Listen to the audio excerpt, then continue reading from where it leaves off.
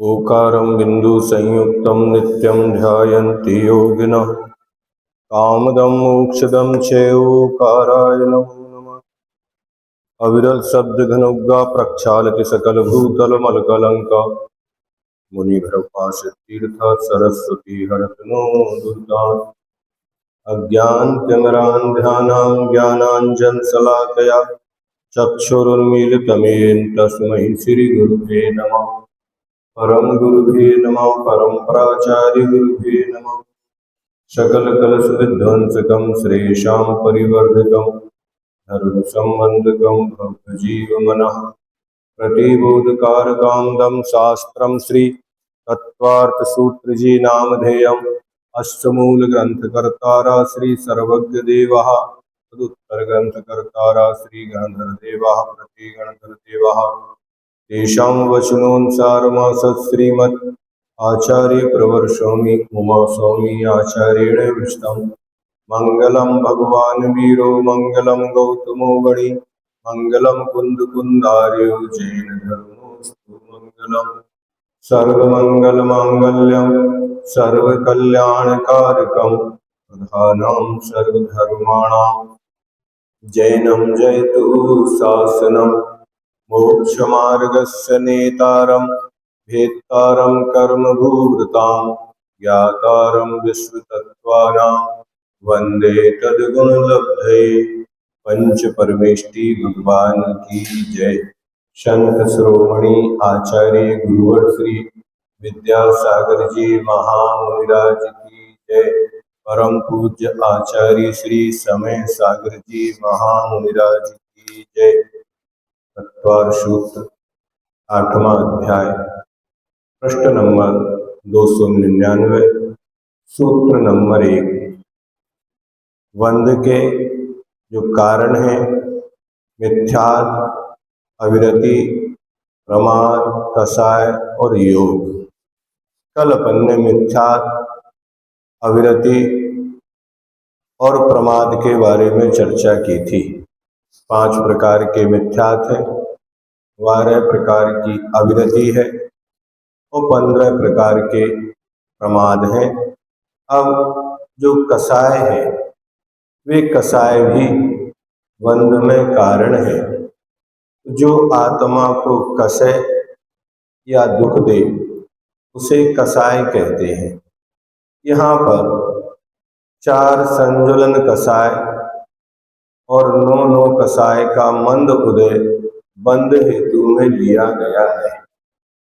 अनंतानुबंधी, अप्रत्याख्यान और प्रत्याख्यान ये तो अविरति में चली जाती है।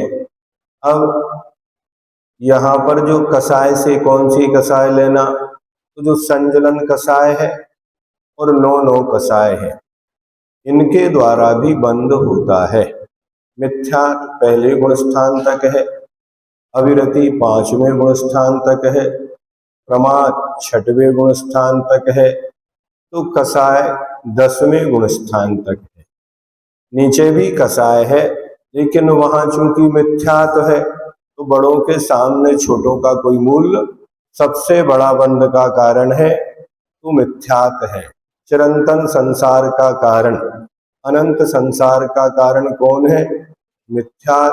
और उसका साथ देती है अनंतानुबंधी कसाय, इसलिए उसका नाम पड़ा अनंतानुबंधी, क्योंकि कसाय और योग के द्वारा ही आश्रम होता है। तो मिथ्यात का साथ कौन देता है?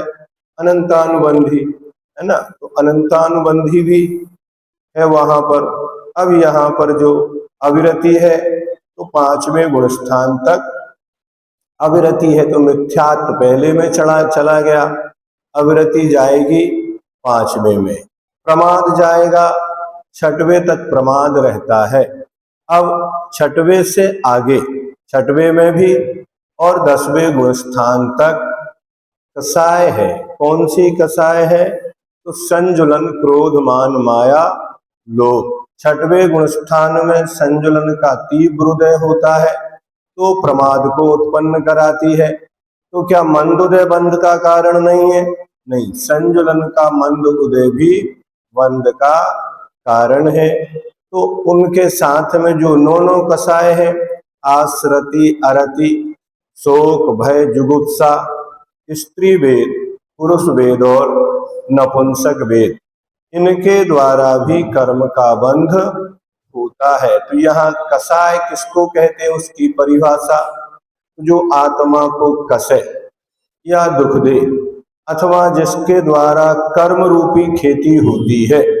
कर्मों की खेती कौन करता है, तो कसाय करती है।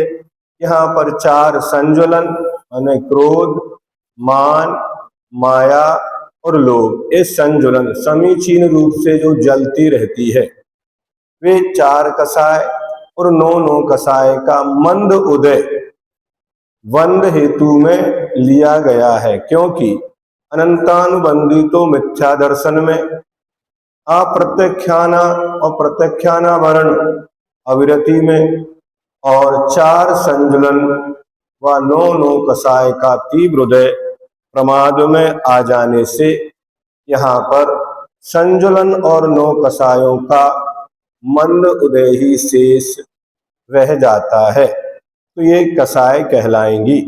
कसाय से यहाँ पर नीचे वाली कसाय को नहीं मानना, यद्यपि वे बंध में कारण है, लेकिन उनके साथ में उनकी संज्ञा कहीं मिथ्यात्व के साथ अनंतानुबंधी को रख दिया है, अप्रत्यख्याना प्रत्यख्याना वर्ण को अविरति में रखा है, और संजुलन के तीव्र हृदय को प्रमाद में साथ में रखा है। तो शेष बची संजुलन की 4 और 9 कसाय, इन्हीं को कसाय के रूप में रखना। योग का अर्थ आत्म प्रदेशों के परिस्पंदन होने से है। योग क्या है, जो आत्मा के प्रदेश हैं, उन प्रदेशों में जो परिस्पंदन है वो मन वचन काय के योग से होता है। तो 4 मनोयोग, 4 वचन योग और 7 काय योग, ये 15 योग है। ये मिथ्यात गुणस्थान से लेकर, योग कहाँ से है, तो मिथ्यात गुणस्थान से लेकर सयोग केवली गुणस्थान तक किसी न किसी रूप में अवश्य पाया जाता है।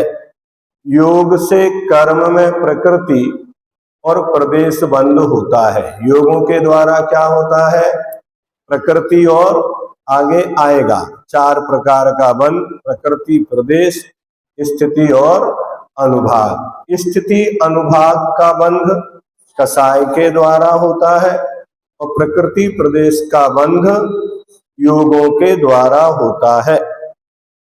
मिथ्या दर्शन, अविरति आदि 5 ही बंध के हेतु चेतन भाव रूप और अचेतन द्रव्य रूप 2 प्रकार के होते हैं। ये जो 5 ही बंध है वे द्रव्य रूप भी है और भाव रूप भी है। मिथ्यात आदि रूप जीव के अपने परिणाम तो चेतन मिथ्यात आदि, और पुद्गल कारमाण वर्गणाओं में मिथ्यात आदि फल देने की शक्ति का होना ये अचेतन मिथ्यात आदि है। जैसे शराब होती है वो अचेतन है, लेकिन शराब को जो पीने वाला है वो चेतन है। अकेली शराब भी कुछ नहीं करती और अकेला व्यक्ति भी कुछ नहीं करता, लेकिन जब वही व्यक्ति उस अचेतन शराब को पी लेता है तो क्या करता है, उसकी चेष्टाएं अलग हो जाती हैं। ऐसे ही ये कर्म या कर्म के कारण अचेतन है, लेकिन इनमें ऐसा परस्पर में चेतन के साथ मिलकर निमित्त नैमित्तिक संबंध है कि उनमें इतनी क्षमता आ जाती है, उन अचेतन होते हुए भी उस चेतन को अपने वश में कर लेती है। जैसे वो शराब व्यक्ति पीता है, जब शराब पीता है तो उस समय वो होश में होता है क्या, लेकिन बाद में वो क्या कहता, हम क्या करें, नहीं, जब तुमने पहला घूंट पिया था तब होश में थे कि बेहोश थे, होश में थे, लेकिन जैसे ही उसको पिया अब उसका होश समाप्त हो जाता है। ऐसे ही कर्म हम जब बांधते हैं तो हमें कर्मों के बांधने में सावधानी रखना। कर्म का बंध तो होगा, लेकिन यदि आप असावधानी पूर्वक उन कर्मों को बांधेंगे तो और भी गहनता में चले जाएंगे। कर्म एक बार बंध गया तो फिर अपना काम करके ही जाता है।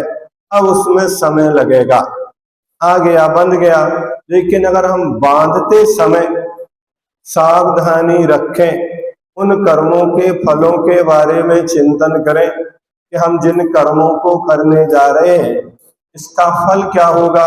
जैसे कोई व्यक्ति बैंक से कर्ज लेता है तो कर्ज लेते समय उसे सावधानी रखना है कि चुकाएगा कौन, और जितना ले रहे हैं उतना ही चुकाएंगे क्या। लेते समय तो यही लगता है कि हमने 1 लाख का, 50 लाख का, 1 करोड़ का लोन लिया, लेकिन जब देते हैं तो फिर एक दिन में दिया नहीं जाता है। अब 20 साल तक चुकाया तो 1 ही लाख का 1 लाख दोगे, 1 लाख के हैं कई गुने वो हो जाते हैं। ऐसे ही जो कर्म हमने बांधे वे उतने ही उदय में आएंगे कि उससे ज्यादा आएंगे। निश्चित ही उन पर चक्रवृद्धि ब्याज की दर चालू हो जाती है उसी समय से। तो वो कर्म बंधे प्रकृति प्रदेश रूप, अब कसाय थी उसने स्थिति डाल दी और अनुभाग भी उस प्रकार देगा। अब कोई समझदार व्यक्ति होता है, भले ही 20 साल के लिए कर्ज लिया था, लेकिन वो 5 साल में ही जल्दी जल्दी चुका देता है, और जब जल्दी चुकाता है तो क्या होता है, उसका ब्याज भी कम हो जाता है। जितना देना पड़ता 20 साल में 5 साल वाले को कम देना पड़ेगा। लेकिन एक व्यक्ति कर्ज लेकर भूल जाता है, वो 20 साल में भी चुका नहीं पाता तो क्या होगा, और डिफाल्टर होकर उसके ऊपर और पेनल्टियां लगा दी जाती है। तो ऐसे ही इन कर्मों को हमने बांधा है, उनकी स्थिति उत्कर्षण भी हो सकती है और अपकर्षण भी हो सकती है, अनुभाग में भी हो सकता है। ये अगर अपन बुद्धि पूर्वक सावधान रहेंगे तो कर्म तो बंधने से अपन बच नहीं सकते। कर्म तो प्रति समय प्रत्येक जीव को बंद हो रहा है, लेकिन अपने कसायों की और योग की क्या स्थिति है उसी के हिसाब से उनमें प्रकृति और प्रदेश स्थिति और अनुभाग पड़ता है। संभालना किसको है, कर्म बंध से बच ही नहीं सकते, कोई हमारे पास साधन नहीं है। लेकिन यदि कसाय को मंद कर लेंगे और योगों को संभाल लेंगे, जो अशुभ रूप बनने वाला कर्म था वो शुभ रूप बन जाएगा, और जो पाप प्रकृतियों की स्थिति अनुभाग अधिक पड़ने वाली थी वो कम पड़ेगी, और जो पुण्य प्रकृतियां हैं उनके स्थिति अनुभाग अधिक पड़ेंगे। इसी को तीव्रता और मंदता कहा जाता है कि कौन सी कसाय तीव्र है और किसकी कसाय मंद है। बाहर में वो क्रोध करते दिख रहा है, इसका नाम ये मत मानना कि उसकी कसाय तीव्र है, और बाहर में शांत बैठा है तो इसका अर्थ ये मत लगाना कि उसकी कसाय मंद है। आचार्य कहते हैं जिस जीव के पाप प्रकृतियों के स्थिति अनुभाग कम पड़ रहे हैं उसकी कसाय मंद है, और पाप प्रकृतियों के स्थिति अनुभाग कम पड़ेंगे तो पुण्य प्रकृतियों के स्थिति अनुभाग अपने आप अधिक पड़ेंगे। किंतु जिसके पाप प्रकृतियों के स्थिति अनुभाग अधिक पड़ रहे हैं, भले ही वो बाहर से शांत बैठा हो, नहीं समझे ना, तो भी क्या कहलाएगी उसकी कसाय, तीव्र कहलाएगी। अथवा जो अनंतानुबंधी है वह तीव्र कसाय कहलाती है, क्योंकि उसके द्वारा मिथ्यात्व मोहिनी आदि कर्मों की उत्कृष्ट स्थिति पड़ते हैं, और जो संज्वलन है वो मंद है। इसलिए तीव्र, तीव्रतर, तीव्रतम, मंद, मंदतर और मंदतम अलग अलग कैटेगरी उनकी बन जाती है। अपने को बचना किससे है, अपने हाथ में क्या है, तो अपने हाथ में है पुरुषार्थ करना। कौन सा पुरुषार्थ करना, तो कसायों की मंद करने के लिए पुरुषार्थ करना। वो घटना अंदर घटेगी, लेकिन बाहर से उसके थर्मामीटर दिए हैं कि जो अनायतनों की सेवा बंद कर देगा, जो देव शास्त्र गुरु और उनके मानने वालों को अथवा तत्वों में श्रद्धा में जिसकी रुचि पैदा हो जाती है, तो वह अपने अनंतानुबंधी कसाय को समाप्त या मंद कर सकता है। फिर धीरे धीरे वो अपना सदाचार लाता है, फिर अणुव्रतों को ग्रहण करता है, फिर 12 व्रतों को और फिर महाव्रतों को जब वो धारण करता है, तो कम से कम व्यवहार से तो ये कहा जा सकता है कि उसकी कसाय मंद हुई। लेकिन व्यवहार से करते करते भी कभी अंतरंग में ऐसी स्थितियां होती हैं कि उन कर्मों की स्थिति क्षीण नहीं हो पाती, लेकिन फिर भी एक दिन करते करते कभी ना कभी वो कसाय की मंदता करने से अंतरंग में भी उन कर्मों का अभाव हो जाता है। ये प्रयत्न प्रत्येक जीव को बुद्धि पूर्वक जब तक अपनी इंद्रियां सही काम कर रही हैं, अपना क्षयोपशम है, तो ही अपन विशुद्धि बढ़ा सकते। इसलिए इंद्रियों आदि की परिपूर्णता, ये प्रायोग और फिर कसाय की मंदता, ये विशुद्धि तब काम करेगी ये देशना। और जब देशना काम करेगी तो फिर प्रायोग लब्धि आदि आएगी और अंत में आती है करण लब्धि। बिना उसके संसार का अभाव नहीं होता। तो हम इस अध्याय में इन कर्मों की सारी व्यवस्थाओं को 4 रूप में प्रकृति, प्रदेश, स्थिति और अनुभाग है। फिर उनकी कितनी उत्कृष्ट स्थिति कितनी है, जघन्य कितनी है, शुभ प्रकृतियां कौन सी हैं और अशुभ प्रकृतियां कौन सी है, ये सब विवरण इन 26 सूत्रों के माध्यम से ही संक्षेप में बता दिया जाएगा। मिथ्या दर्शन, अवृत्ति आदि पांचों ही बंध के हेतु चेतन भाव रूप और अचेतन द्रव्य रूप दो प्रकार के होते हैं। चेतन भी है और अचेतन भी है। मिथ्यात आदि रूप जीव के अपने परिणाम तो चेतन मिथ्यात आदि और पुद्गल कारमाण वर्गणाओं में मिथ्यात आदि फल देने की शक्ति का होना, ये अचेतन मिथ्यात आदि है। उक्त बंध के पांचों हेतु मिलकर भी तथा अलग अलग भी बंध के कारण है। तो पहले मिथ्यात गुण स्थान में तो पांचों ही बंध के कारण होते हैं। ये मत मानना कि अकेला मिथ्यात ही बंध का कारण है, नहीं। मिथ्यात के साथ जो अविरति है, प्रमाद है, कसाय है और योग है, ये पांचों ही बंध के कारण है। अब जब मिथ्यात चला जाएगा तो 4 बचेंगे, फिर एक और जाएगी तो 3 बचेंगे, फिर 2 बचेंगे, फिर 1 बचेगा। ये अलग अलग भी कारण है और एक साथ भी कारण है। और जब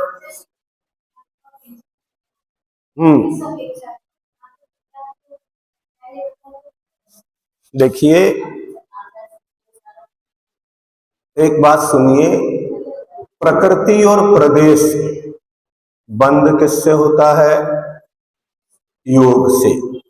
और स्थिति अनुभाग बंध किससे होता है? कसाय से होता है। कहीं कहीं कसाय में ही मिथ्यात्व को गर्भित किया है तो बंध का कारण है। उनका जो कहने का अभिप्राय था वो अलग अवस्था में था, हर समय नहीं, सभी जगह मत बनाना। इसलिए कहा कि जिस समय जिस चीज का कथन जिस काल में किया जा रहा है उसको उसी रूप में अर्थ में लेना चाहिए। सर्वदा सर्वथा अकिंचित कर नहीं है, नहीं समझे ना। लेकिन लोग क्या निकालने लगे उससे कि उन्होंने मिथ्यात की पुष्टि कर दी, नहीं समझे ना। तो वहां पर अकिंचित कर एक पुस्तकें निकली है 2, नहीं समझे, कर्मबंध प्रक्रिया। एक पंडित जी जगन मोहन लाल जी शास्त्री जी ने निकाली है, उसको पढ़ना चाहिए और वह विद्वानों का विषय है। जन सामान्य को उसमें कोई चर्चा नहीं करना चाहिए। अपन तो यहाँ मिथ्यात्व को बंध का हेतु मानकर ही, हाँ सुनिए, तो वही तो हम कह रहे हैं ना, 16 प्रकृति में, लेकिन उन 16 प्रकृति में स्थिति अनुभाग कौन डालेगा? हाँ, वह सारा इतने बढ़िया अच्छे से खोल के समझाया है कि एक आंवली काल के लिए वहां पर उसको अकिंचित कर कहा गया है कि है ही नहीं है, वो कसाय थी नहीं, ऊपर से करके नीचे आ गया है और उन्होंने अनंतानुबंधी की विसंयोजना कर दी है। अब कौन डालेगा वह स्थिति अनुभाग? तो कुछ नहीं करेगा, वो देख उसके सद्भाव में। जैसे सुनो, सम्यक्त्वम च, इसका अर्थ क्या है? देवायु का बंध का कारण है। बंध के कारण तो दो ही है, कसाय और योग। तो सम्यक्त कसाय है कि योग है? नहीं है। जैसे सम्यक्त कसाय योग नहीं है, ऐसे ही मिथ्यात्व भी कसाय और योग नहीं है। क्या नहीं है? मिथ्यात्व का प्रतिपक्षी कौन है? सम्यक्त है। तो जैसे सम्यक्त के द्वारा देवायु का कारण कहा गया, उसके सद्भाव में होता है, उसी प्रकार मिथ्यात्व के सद्भाव में नरकायु का भी चारों आयु का आश्रव होता कि नहीं होता? लेकिन सम्यक्त को देवायु का कारण कहा। हाँ, तो उदाहरण दिया न्याय के ग्रंथों में, घी के द्वारा जल गए। घी जलाता है क्या? घी में अग्नि का संयोग है। ऐसे ही मिथ्यात्व में कसाय का संयोग है। कसाय अपना काम करेगी। अब जल गए तो क्या करें? तो कहते हैं घी लगा लो। हम जले तो घी से ही है, क्या करेंगे फिर? तो ऐसे ही किस विवक्षा में आचार्य महाराज ने कहा और उनके सामने कौन श्रोता थे, किसके लिए कहा, ये भी समझना चाहिए। सबके लिए एक जैसा कथन नहीं होता है। सामने श्रोता कौन है, उसकी ग्रहण करने की क्षमता क्या है। एक किसान ने कहा कि बीज ले जाओ और दल के बो देना, ठीक है। अब पड़ोसी सुन रहा था, अरे अब समझ में आई कि इनके इतनी फसल क्यों होती है, ये एक बीज के दो करके बोते हैं। तो ठीक है, उनने भी दल के बो दिया। क्या हुआ? उनका पूरा खेत काला हो गया। किसको दलना था? धना को दलना था और चना को साबत बोना था। तो एक व्यक्ति ने धना का नाम सुन के कि बीजों को दल के बोया जाता है, उसने चने के बीज भी दले और बो दिए। अब होंगे क्या? तो किसके लिए क्या उपदेश है? उस विवक्षाओं को ना समझ के, जैसा राजनीति में होता है, हमें तो विरोध करना है। चाहे तुम अच्छा काम करो या बुरा काम करो, हमें उसमें से दोष ही ढूंढना है। जो इनकी वृत्ति होती है, वे गुणों में भी दोष खोजते हैं, और जो गुणग्राही होते हैं, वे दोषों में भी कहीं ना कहीं गुणों को खोज लेते हैं। हमें गुणग्राही बनना चाहिए, दोषग्राही नहीं बनना चाहिए। दोषवादेचा मौनम, अगर दोष हो भी तो क्या कहा गया? मौन रहिए। लेकिन इतना हल्ला मचाते हैं। भैया जिनने कहा है ना, एक बार उनसे ही जाकर पूछ लो ना, उनसे चर्चा कर लो। उनके सामने तो कोई जाएगा नहीं, और बाहर में इतना हल्ला मचाएंगे कि जैसे सबसे बड़े विद्वान यही है। ऐसा नहीं होना चाहिए। अगर हमने मान लो कोई बात गलत कह दी, आप एकांत में हमारे पास आओ, भैया जी आपने तो 9 तत्व बोल दिए, तत्व तो 7 ही होते हैं, लेकिन सब लोग तो चर्चा करेंगे, लेकिन हमारे पास कोई नहीं आएगा। प्रत्येक जीव वर्तमान में छद्मस्त है, सर्वज्ञ कोई नहीं है। सभी के द्वारा गलती होने की संभावना रहती है। कसाय की मंदता से आराम से चर्चा कर लो तो हल निकल जाएगा, तो नहीं करो तो क्या होगा? सूतना कपास है तो कुछ भी नहीं है। जैसे प्याज को छीलो तो क्या निकलेगा उसमें से? आंख में आंसू आएंगे, लेकिन अंत में हाथ में क्या आएगा? कुछ नहीं आएगा। ऐसा आपको मानना। अकिंचित, देखिए 9 कसाय होती है। अकिंचित कर उन्हें कहा जाता है जो अपना कार्य नहीं करते हैं। किस विषय में अकिंचित कर है? तो वो विषय था वहां पर, नहीं समझ, सर्वथा नहीं, जैसे नो नो कसाय, ये नो कसाय, कसाय के साथ ही अपना फल देती है, इसलिए उनको नो कसाय कहा। अब कसाय चली गई तो फिर हास्य बचेगी क्या 10वें गुण स्थान में? नहीं, जो कसाय है उसके, इसलिए उसको कहा कर्म नो कर्म। जो कर्म के उदय में अपना कार्य करते हैं उनको क्या बोलते हैं? नो कर्म। अकिंचित कर, यानी अपना कुछ तो करेगी, लेकिन किस विषय में अकिंचित कर है, तो वहां पूरा उन्होंने विषय रखा है, प्रस्तावना रखी है, फिर उसका समाधान दिया है। एक शब्द मात्र हमने कहा, जैसे सुन लिया कि बीज को दल के बोना है। अब कौन से बीज को दल के बोना है ये तो पता ही नहीं चला, नहीं समझे ना, वो कुछ भी कर लिया, तो इससे प्रयास ही उत्पन्न होते हैं, उसको संभालना चाहिए। अब सासादन, मिश्र और अविरत संयुक्त नाम के दूसरे, तीसरे और चौथे गुण स्थान में क्या सासादन, मिश्र और अविरत संयुक्त नाम के दूसरे, तीसरे और चौथे गुण स्थान में मिथ्यात्व को छोड़कर शेष 4 बंध के कारण है। संयता संयत नाम के 5वें गुण स्थान में अविरति और विरति तो मिली हुई है, क्योंकि उसमें त्रिसंहिंसा का त्याग तथा यथाशक्ति इंद्रिय निरोध होता है, किंतु शेष 3 कारण पूरे हैं। 5वें गुण स्थान में प्रमाद भी है, कसाय भी है और योग भी है, 3 तो पूरे हैं, लेकिन अविरति कितनी है? तो विरता विरत, वहां विरत भी है और अविरति भी। इसलिए हमने कल कहा था कि चौथे गुण स्थान तक तो शुद्ध अविरति है, लेकिन 5वां गुण स्थान जो है वो विरत भी है और अविरत भी है, क्योंकि कृष्णों की हिंसा का उसने त्याग किया है। लेकिन इसका अर्थ ये नहीं है कि उसने इंद्रियों को पूरा स्वच्छंद छोड़ दिया हो। लिखा यथाशक्ति इंद्रियों के विषयों को भी रोकता है 5वें गुण स्थान वाला, ऐसा नहीं कि मात्र के लिए त्रस को नहीं, और उद्दंडता पूर्वक स्थावर का भी घात नहीं करता, उसमें भी अनर्थ दंड का उसका त्याग है।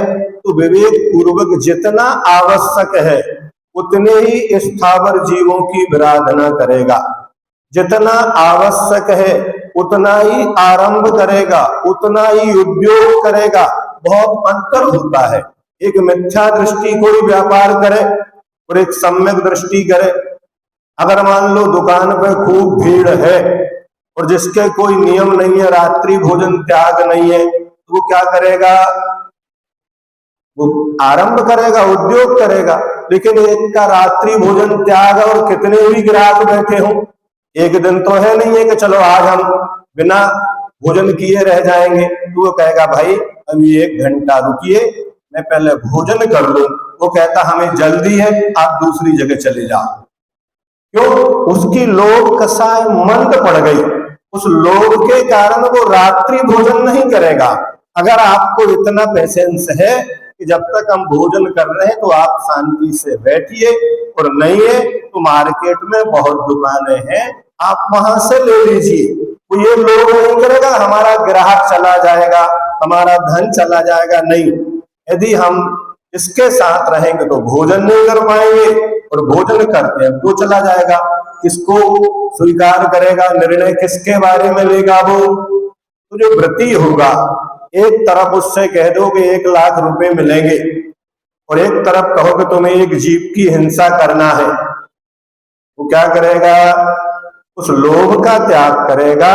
जैसे यमपाल चांडाल, उसने कहा कोई बात नहीं है, हमारा आज का नियम है, चतुर्दशी का दिन है, हम किसी जीव की हिंसा नहीं करेंगे, नहीं करोगे तुम्हें मार दिया जाएगा, कोई बात नहीं है, हमारा तुम्हारा घर धन लूट लिया जाएगा तो भी कोई बात नहीं है, लेकिन हम कभी भी अपने व्रत को समाप्त नहीं करेंगे। ना फिर वहां जीवन का मोह बचा, ना धन का मोह बचा, ना परिवार का मोह बचा। ये निर्णय करना पड़ते हैं, दोनों नहीं बचते, या तो आप धर्म बचा लो या धन बचा लो। 2 में से एक स्थिति ऐसी आती है कि अब आपको क्या निर्णय करना है। एक सीरियल आता है चाणक्य, चंद्रगुप्त मौर्य, उसमें एक स्थिति ऐसी आती है कि चंद्रगुप्त से कहा जाता है चाणक्य के द्वारा, या तो तुम अपनी मां को बचा लो या अपने राष्ट्र को बचा लो, अपने गुरु को बचा लो। क्या चयन करेगा उस समय वो व्यक्ति? उसने अपनी मां को नहीं देखा, वो गुरु के साथ चला गया।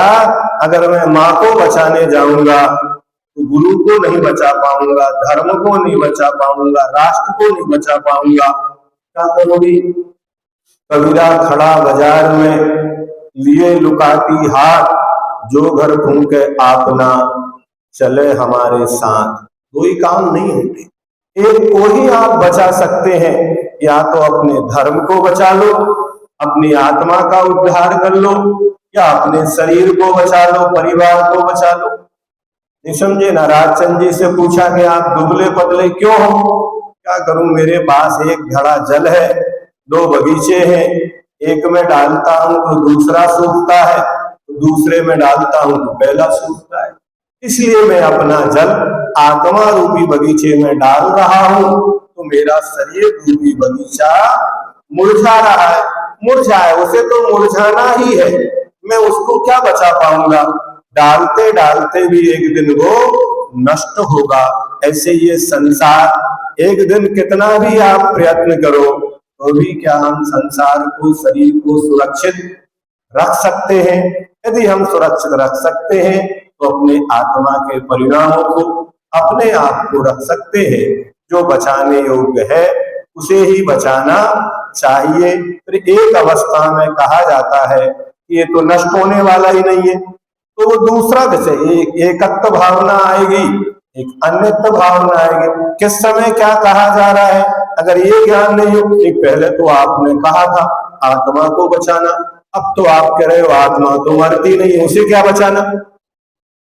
जब जो नष्टि नहीं होती, जलती नहीं है, उसे क्या बचाना? तो प्रारंभ में हम शरीर को ही बचाएंगे, व्यावहारिक में किसको बचाएंगे? आत्मा तो नष्ट होना नहीं है, उसे हम बाद में भी बचा लेंगे। अभी किसको बचाओ? तो व्यवहार में पहले वो शरीर को बचाएगा, और बचाते बचाते जब संलेखना के काल में आएगा तो क्या कहेगा? अब आत्मा को बचाओ। दोनों को ही बचाने के लिए कहा नहीं, आपने पहले तो ये कहा था, आप तो बदलते हो बार बार। नहीं, हमने कहा था वो प्रारंभिक अवस्था थी। ये शरीर हमारे धर्म का साधन था। अब ये शरीर धर्म में साधक ना बन के बाधक बन रहा है, हम शरीर को छोड़ के आत्मा का पक्ष ले रहे हैं। अगर इतना आपने समझ लिया तो फिर आपको कोई भी भटका नहीं सकता, और आप दूसरे पर आरोप भी नहीं लगा सकते। अन्यथा में ही कहते अरे आपने पहले तो कहा तो जाओ उठो आहार करो। हाँ करो ना, आचार्यों की आज्ञा, तीर्थंकर भी आहार को उठते हैं, वो बाद में कहते हो उपवास करो। हाँ उपवास भी करते हैं, खाते खाते किसी को केवल ज्ञान नहीं होता है। लेकिन केवल ज्ञान आज होगा क्या? नहीं, केवल ज्ञान जब होगा तब तक तो हमें शरीर को आहार पानी देना ही पड़ेगा। तो अब भी दो ना हमको अंतिम समय में। नहीं, अब तो हम आपसे भोजन छुड़वाएंगे, पानी भी छुड़वाएंगे, और सब छोड़ के एक दिन शरीर भी छुड़वाएंगे। तो ये विधा है, उसको आप समझ लीजिए। प्रमत्त संयत नाम के छठे गुणस्थान में प्रमाद, कसाय और योग, ये 3 कारण होते हैं। अप्रमत्त नाम के 7वें गुणस्थान से लेकर 10वें गुणस्थान तक कसाय और योग 2 कारण रहते हैं, और 11वें, 12वें, 13वें गुणस्थान में केवल एक योग ही होता है। 14वें अयोग केवली गुणस्थान में बंध का एक भी कारण नहीं है। बंध के इन 5 कारणों में से सबसे पहले मिथ्या दर्शन संबंधी बंध का अभाव होता है। अब एक ही मिथ्या दर्शन का होता है नहीं, अलग अलग विधा है। अगर कोई 5वें गुण स्थान में जा रहा है या 7वें गुण स्थान में जा रहा है तो एक साथ 2 का भी अभाव कर सकता है।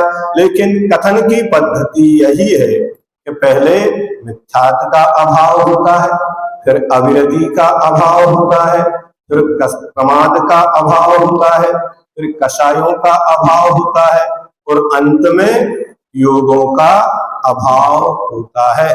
अब वे 13वें गुणस्थानवर्ती भगवान कुछ भी नहीं कर सकते। जितनी उनकी आयु शेष है उतने काल तक वहां कोई ध्यान होता है क्या? कोई ध्यान नहीं, कोई उदीरना होती, कुछ नहीं। जब आयु कर्म अंतर मुहूर्त बचेगा उस समय जो 3 अघातिया कर्म बचे उनको समान करने के लिए केवली समुद्धार होता है। इसलिए आगम में कहीं पर भी पुण्य प्रकृतियों की उदीरना की व्यवस्था नहीं बनाई। पाप प्रकृतियों की तो बनाई, लेकिन पुण्य प्रकृतियों की कहीं पर भी कोई व्यवस्था नहीं बनाई। कल एक प्रवचन आचार्य महाराज का सुन रहे थे कि आप सूपा लेकर फटक रहे हैं। किसको? पुण्य को के पाप को? सूपा के द्वारा जब फटकते हैं तो क्या धान फेंका जाता है कि भूसा? भूसा अलग किया जाता है, कचरा अलग करते हैं। ऐसे ही जो पाप प्रकृतियां कचरे के समान है, उन पाप प्रकृतियों की उदीरना कराई जाती है, ना कि कहीं पर भी पुण्य प्रकृतियों की। आप जब बंद उदय सत्य पढ़े ना तो ध्यान से पढ़ना कि कहां पर पुण्य प्रकृतियों की कहीं बंद विच्छुद्धि कराई क्या? नहीं, वे सारी की सारी 85 प्रकृतियां सत्य में भी बैठी हैं। बंद भी एक साता वेदनी का हो रहा है, असाता आदि पाप प्रकृतियों का ही बंद पहले रुकता है। ये भी बहुत अच्छे से श्रद्धान बनाना चाहिए। कहना बहुत सरल है कि पुण्य है, लेकिन छोड़ना आपके बस में ही नहीं है। कोई प्रत्यय ही नहीं है, कोई कारण ही नहीं है, बल्कि अरहंत पद भी पुण्य का फल है। सर्वांगीण पुण्य का उदय वहां आता है, बाढ़ आती है उनके पास, लेकिन उससे बच पाते क्या? वे ना भी चाहें, 4 अंगुल ऊपर भी हो जाए तो समोसरन छोड़कर भाग जाएंगे क्या? और व्यवहार भी करें तो जहां भी जाएंगे वहां समोसरन लगेगा या नहीं लगेगा? लगेगा। आप सोचिए, बंध के इन 5 कारणों में सबसे पहले मिथ्या दर्शन संबंधी बंध का अभाव होगा, फिर वहीं अवृत्ति आदि का अभाव संभव है। जो व्यक्ति मिथ्यात्व के अभाव किए बिना अवृत्ति आदि का अभाव करने के लिए व्रतादि ग्रहण करते हैं, उनके व्रत अथवा तप बाल व्रत व बाल तप ही रहते हैं। अतः सर्वप्रथम सम्यक दर्शन की प्राप्ति का उपाय करना चाहिए। सूत्र में जिस क्रम से बंध के कारणों के नाम कहे हैं, उसी क्रम से उनका अभाव भी होता है। 148 कर्म प्रकृतियों में से बंध योग कुल 120 प्रकृतियां हैं। कितनी का बंध होता है? भले ही 148 है, लेकिन बंध कितना होगा? 120 प्रकृतियों का। इनमें से 16 तो मिथ्यात्व के उदय से, किसके उदय से बनती है? हाँ, और 25 अनंतानुबंधी चतुष्क के उदय से, 10 अप्रत्यक्षानावरण के उदय से, 4 प्रत्यक्षानावरण के उदय से, और 6 प्रमाद के उदय से, और 1 देवायु प्रमाद व कसाय के उदय से। इनका क्रम है। पहले गुणस्थान में 16 की विच्छुद्धि होती है, बंध विच्छुद्धि, दूसरे में 25 की होती है, तीसरे में 0 है, और चौथे गुणस्थान में 10 की होती है, 5वें में 4 की होती है, 6वें में 6 की होती है, और 7वें में 1 देवायु की बंध विच्छुद्धि होती है। यहां तक मिथ्या, अविरति, प्रमाद चले गए। अब कौन बचा? कसाय। उस कसाय से 57 संजुलन व 9 कसाय के उदय से और 1 साता वेदनी के योग के उदय से बंधती है। कहा? 11वें, 12वें और 13वें गुणस्थान में। इस प्रकार सब 120 प्रकृतियों के बंध के कारण हो गए, और अन्य कोई प्रकृति बंध के योग न रहने से इन 5 कारणों के अतिरिक्त बंध का और कोई कारण हो ही नहीं सकता। बंध के इन 5 कारणों की अंतरंग भावों की जाति को पहचानना चाहिए। मिथ्या, अविरति, प्रमाद, कसाय और योग के भेदों को बाह्य रूप से जाने, किंतु अंतरंग में इन भावों को ना पहचाने। बाहर से तो जान ले, लेकिन अंतरंग से उनको ना जाने तो मिथ्यात्व दूर नहीं होता। अन्न कुदेवादि के सेवन रूप गृहीत मिथ्यात्व को तो मिथ्यात्व रूप से जाने, किंतु जो अनादि अगृहीत मिथ्यात्व है उसे ना पहचाने। वह स्थावर की हिंसा में इंद्रिय मन के विषयों में प्रवृत्ति हो उसे अवरति जाने, किंतु हिंसा में मूल प्रमाद परिणति है, विषय सेवन में अभिलाषा मूल है, उसे ना देखे। अगर मात्र गृहीत मिथ्यात्व कोई मिथ्यात्व माना जाए, हमने कल कहा था, तो सारे त्रियंच सम्यक दृष्टि हो जाएंगे। और यदि बाह्य हिंसा कोई हिंसा माने तो जितने भी भोग भूमि के जीव हैं, चाहे त्रियंच हो और चाहे मनुष्य हो, वे सब भी कोई द्रव्य से वह हिंसा बुद्धि पूर्वक करते हैं क्या? नहीं करते, तो उनको वृत्ति मान ले। नहीं, उनकी पंच इंद्री के विषयों के प्रति भोगने की क्या है, भोग भूमि है ना, तो क्या भोगते हैं? तो पंच इंद्री के विषयों को वो 1, 2, 3 पल तक वहां भोगते हैं। एक दिन भी उनका जैसे नियम है 3 दिन में अंतराल से आहार करेंगे तो करेंगे, वो किसी भी कीमत पर उस आहार का त्याग भले ही वो बेर के बराबर किया, लेकिन 3 दिन बाद आपको लगता है उनको भूख नहीं लगती होगी? इतनी तीव्र भूख लगती है, लेकिन उतने से ही उनकी संतुष्टि हो जाती है, वो रोक नहीं सकते। ऐसे ही देव 33 सागर तक कुछ नहीं कर रहे तो क्या वो संयमी हो गए? नहीं, ऐसा नहीं। ये बाहर की परिणति है, सब अंतरंग की परिणति है। पंच इंद्री के विषयों के प्रति आसक्ति का कम होना और बाहर में द्रव्य हिंसा का कम होना, दोनों मिले। इसलिए अवरति 6 इंद्रिय संबंधी, 5 इंद्रिय मन और 6 काय के जीव, ये दोनों घटना चाहिए।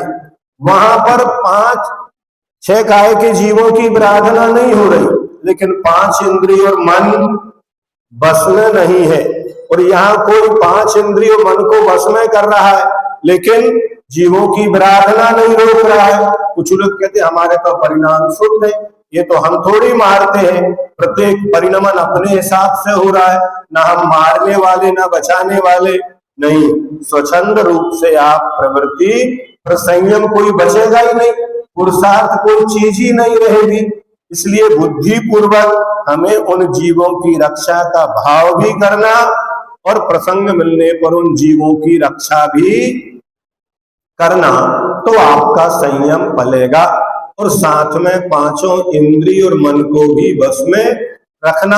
हमने एक बार गुरुजी से कहा था कि जो 8 प्रकार के योग होते हैं, ध्यान, आसन, प्राणायाम, ध्यान, धारणा, समाधि, पंच महागुरु भक्ति में आया है कि प्रत्येक साधु को इन 8 को प्रतिदिन करना चाहिए। तो गुरुजी ने कहा ये तो द्रव्य रूप में है। प्रत्येक योगी प्रतिदिन, जो साधु महाव्रती हैं, उनके 5 इंद्रिय और मन हर समय बस में रहते हैं, वही उनका योग है। ये योग तो बाहर में, आसन लगा लिया, प्राणायाम कर लिया, ध्यान, धारणा, समाधि, ये बाहर से द्रव्य रूप में है, लेकिन वह ना तो पंच इंद्रियों के जीवों की रक्षा करते हैं और 5 इंद्रिय और मन भी आसन तो बड़े बड़े लगाते हैं, लेकिन व्यसन पूरे पालते हैं। उन्हें योगी कहा जाए क्या? नहीं। सटकाय जीव न हननते, सब विधि दरब हिंसा टरी, रागादि भाव निवारते, हिंसा न भावत अवतरी। ये सच्चे योगी हैं। ये कोई खास बात नहीं है। जितने भी शिविर लगते हैं, ये कोई शिविर जैनागम के अनुकूल नहीं कहलाते। फिर भी अपन भागते हैं। नहीं, ये मात्र इनका एकमात्र उद्देश्य जिस शरीर को आप अलग मान रहे हैं उसी शरीर की रक्षा तक है। और ये गृहीत मिथ्यात्व का ही पोषक है, अगृहीत मिथ्यात्व का भी पोषक है। शरीर को आत्मा मानना ये क्या है? इसके लिए आप योग के शिविर अटेंड कर रहे हैं, मात्र शरीर की व्यवस्था के लिए। आत्मा के लिए क्या कर रहे हैं? कहते 5 इंद्री और मन को वश में करना सच्चे योगी का यही लक्षण है। ये योगी कहला, इनकी तो चर्चा ही नहीं होती, कसाय कम करने की कोई चर्चा नहीं होती, लेकिन मात्र शरीर को बैठे रहो, हिलाते रहो और उसको योग मानो, बड़े बड़े आसन लगा लो। इसका अर्थ वो मोक्ष मार्गी नहीं हो सकते। ये योग है जो पंच महागुरु भक्ति में कहे गए, लेकिन इन सबके नाम आए हैं। इनके साथ भी करें तो और अच्छी बात है। कहने के लिए जैसे दूध को गर्म करना है तो तवेली में रखकर ही करेंगे, कि खाली तवेली गर्म कर रहे हैं, दूध तो उसमें है ही नहीं, तो उसको क्या कहेंगे अपन? तब कहेंगे, योग कहेंगे नहीं। इसलिए कहा जा रहा है यहां पर, वाह तृत स्थावर की हिंसा में इंद्रिय मन के विषयों में प्रवृत्ति हो उसे आवृत्ति जाने, किंतु हिंसा में मूल प्रमाद परिणति है, विषय सेवन में अभिलाषा मूल है, उसे ना देखे। बाह्य क्रोध करने को कसाय समझे, किंतु अभिप्राय में जो राग देश रहता है उसे ना जाने। बाह्य चेष्टा को योग समझे, किंतु शक्तिभूत योग को ना जाने, तो ये कारण दूर नहीं हो सकते। आज इतना ही रखो, अगला सूत्र अपन ये कल ले लेंगे, 5 मिनट बचे, कोई बात नहीं, ठीक है ना। जावानी के ज्ञान पे सूझे लोकालो, सो वाणी मस्तक नम सदा देत हूँ लो। ए जनवाणी भारती हो जपो दिन रे, जो तेरी सरना कहे सो पावे सच्चे। देव भजो और हंत को गुरु से वह निर्गत, दया धर्म पालो सदा यही मोक्ष का पंथ। धर्म कर संसार सुख, धर्म कर निर्वाण, धर्म पंथ साधे बिना नर प्रिय समान।